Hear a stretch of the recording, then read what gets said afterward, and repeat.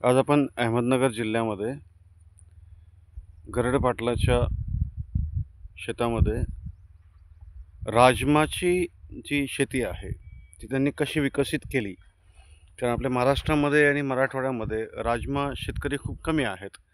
तसं हे उत्तर भारताचं पीक आहे. आता आपले मराठवाड्यातले शेतकरीसुद्धा हे ट्राय करू लागले. तर आपण त्यांच्याकडनं माहिती घेऊ की त्यांनी याचं उत्पादन घेण्याचं काय ठरवलं आणि कशा पद्धतीने हे घेणं सुरू केलेलं आहे. राम राम. राम राम शेतकरी मित्रांनो, आज आपण परत एकदा आपलं नाव सांगा. बाळासाहेब लक्ष्मण गरड. बाळासाहेब लक्ष्मण गरड हे गाव सुकळी तालुका शेवगाव डिस्ट्रिक्ट अहमदनगर या जिल्ह्यात आलेलो आहोत. आज आपण यांच्याकडे याच्यासाठी आलेलो आहोत की यांनी राजमा जे उत्तर भारतामध्ये ज्याचे भरपूरशा प्रमाणात पीक घेतलं जातं ते आज आपण आपल्याकडं महाराष्ट्रामध्ये पण दिसते. सर, आपण ही शेती कधीपासून करतो? 2 वर्षापासून. बरं सर, आपण दरवर्षी हे उत्पन्न घेता तर किती घेता? किती एकरमध्ये आपण याची शेती करतो? आमचं एक त्या 40 गुंठ्याचं जमीन आहे. 1 एकर. 40 गुंठे जमीन, त्यातून शेतीचं जनावरांचं चारा आणि ते हे बाकीचं सगळं 30 गुंठे जमीन आहे. 30 गुंठे. दरवर्षी तुम्ही 30 गुंठे लागवड करता. याचं बी असतं का रोप असतं? नाही, बी असतं. बी असतं. याचं बी कशा पद्धतीत असतं? आपल्या शेंगदाण्यासारखं असतं. शेंगादाण्यासारखं. आपले हे शेंगदाण्यासारखं असतं, पण किडनीसारखं असतं. हे आपलं चवळी शेंगाचं नाही का, हा. वाळेल त्याच्यासारखं मोठं चवळीच्या दाण्यासारखं हा, असतं थोडं समजा, है मोठं ना? असतं. त्याच्यापेक्षा थोडं मोठं. आणि कलर कसा असतो त्याचा? त्याच्यात 3 प्रकार आहेत. एक वाघरे आहे, गवळा, हा. एक पांढरा आहे. हा. त्या 3 प्रकार आहेत. आपण वाघऱ्या केलेल्या आहे. वाघऱ्या केलेलं आहे. बरं. आणि एकरी किती लागतं याला उत्पादन, म्हणजे पेरणीसाठी? एकरी 40 किलो बी लागतं. अच्छा, मार्केटला उपलब्ध असते? मार्केटला गेवरायला भेटतं. इथं आपल्या बुधेवाला नाही भेटत. आम्ही गेवरावून आणतो. बरं. सर, मागच्या वर्षीपासून तुम्ही हे पीक करताय तर एकरी ॲव्हरेज किती काढता बरं सरासरी? एकरी 10 क्विंटल 9 क्विंटल निघतंय. त्याचं ॲव्हरेज एकरी 10 ते 9 क्विंटल आपलं भुईमुग सारखं ॲव्हरेज निघतं सारखं समजा, आहे ना? निघतंय. आणि बरं, आणि याला खर्च किती असतो सर? खर्च काहीच नाही. आता 2 फवारणी, आता एक फवारणी करायला लागेल. ताबडतोब आता खुरपण झाली. आता पाणी फवारणी आता याला कशासाठी? मावा, थोडंफार जे रस शोषक किडीचे. नाही, त्याला थ्रिप्स ते पडतच नाही. थोडे फक्त मावा पडतो. हा, जे रस शोषक मध्ये जे किडी येतात ना, त्या किडी त्याच्यावर असतात. त्याच्यामुळे एक साधा फवारणी याच्यावरती होते. असल्यामुळे मावा पडून राहिला त्याला. जसं दमट उष्ण सांगा त्याला तितकं बाहेर लागतं. अच्छा. जास्त थंडीत मावा पडतो. बरं. आणि सर, याला मार्केट भाव काय असतो? मार्केट भाव 9, 9, 10 हजारापर्यंत असतो. अच्छा. आणि एकरी आपण किती? 8 ते 10 क्विंटल. म्हणजे शेतकरी मित्रांनो, कमी खर्चामध्ये 1 लाखापर्यंत आपण एकरी उत्पन्न.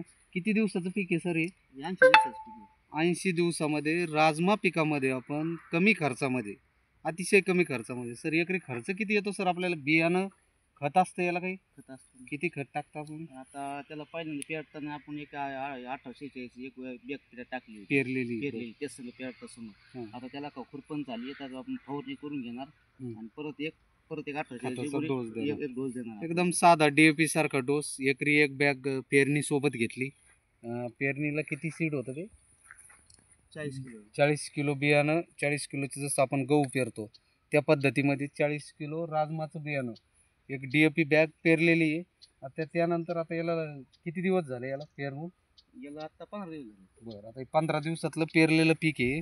त्याच्यामध्ये पेरणीच्या वेळी 40 किलो बियाणं, 50 किलो DAP एकत्र करून पेरलेलं आहे. आता 15 दिवसात याला एक मावास, म्हणजे जी काही रस शोषक किडीचा अटॅक होतो वातावरणानुसार, त्याचा एक स्प्रे घ्यायचा आहे साधा कॉम्प्युटर सारखा.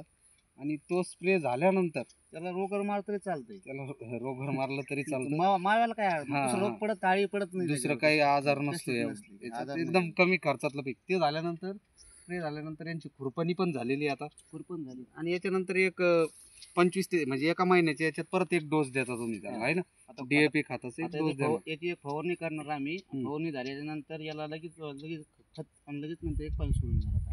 परत एक 15 ते 3 वार पहिला तसलंच पाणी देणार. पाणी किती लागतं बरं सर? 6 पाणी लागतं सगळं 6 पाण्यात. म्हणजे गव्हासारखंच पीक आहे समजा हे. हरभऱ्यासारखं. हरभऱ्याला एवढं पाणी नाही लागत. 3 ते 4 पाण्यात हरभरा निघून जातं, जमीन जर चांगली असली. आपली थोडी मध्यम स्वरूपाची जमीन आहे. बडी जमीन. त्यामुळे एक 6 पाण्यामध्ये हे पीक निघून जातं.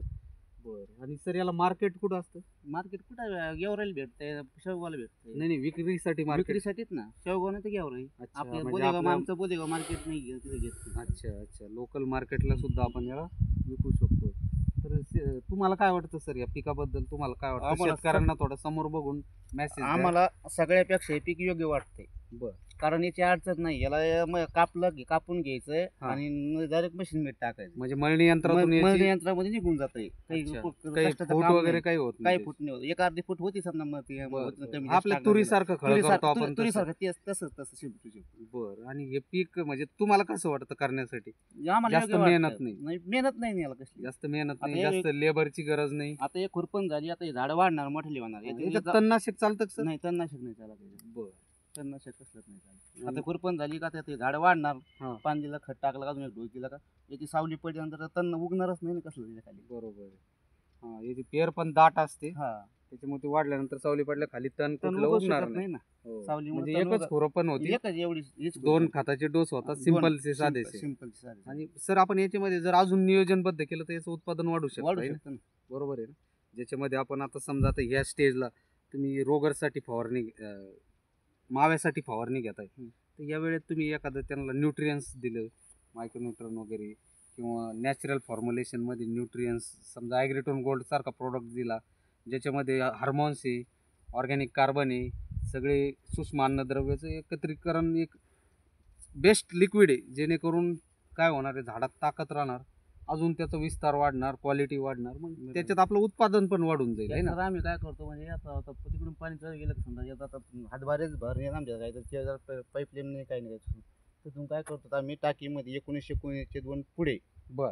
हा, असं कधी- शेतकऱ्यांना ज्या सांगा टायमाला तुम्ही. माल लागायचा आहे का त्याला जेव्हा हा, त्यामध्ये जेव्हा फुलात येईल, फ्लॉवरिंग मध्ये जेव्हा फुल येतं त्याला, तेव्हा त्याला त्यावेळेस तुम्ही- 1919 2 पुढे हम्म. आपल्या फवाराच्या पंपामध्ये ठेवायचे, पंपाचे पुढचं झाकण काढून घेतो आणि त्याच्यात चालू करून देतो, अच्छा. दंडामध्ये पाण्यात चालू करून हा, देतो. मग त्याच्यामध्ये ती पाहिजे मिश्रण ती होऊन ताकद जातं. त्यावेळेस मिश्रण होऊन भेटून जातं जाते त्याच्यामध्ये. झाडांना. बरं सर, एकदम कमी खर्चातलं पीक. शेतकरी मित्रांनो, जिथं पाण्याचा अभाव आहे, म्हणजे पाणी कमी आहे, त्या जमिनीत हलकी जमीन असली तरी पण चालते, मध्यम स्वरूपाची त्याला असली तरी जेवढी हलकी चालते. जमीन असेल तेवढी चालते. जेवढी हलकी जमीन तेवढं चांगलं, आणि कमी पाण्यात आपण हे पीक घेऊ शकतो. एकरी 1 लाखापर्यंत आपण कमी खर्चात पीक घेऊ शकतो. थोडं अजून नियोजन केलं तर आपलं हे उत्पादनात वाढ सुद्धा होऊ शकते. नियोजन आम्ही तिकडे आता पलीकडे ना आम्ही वरम येत नाही तसं असं नाही, इकडे नाही लावलं आम्ही, तिकडून सगळं कोथिंबीर सगळं म्हणजे त्याच्यामध्ये आंतरपीक सुद्धा घेतलं. आंतरपीक सुद्धा घेतलं म्हणजे कोथिंबीर. अच्छा, म्हणजे ते तुम्ही बेडवर लावलं का? हा बेडवर लावलं इथं कोथिंबीर. कुठं येते? हे काय इथं पलीकडे चला बरं, आपण बघता येईल का आपल्याला उगलं का ते?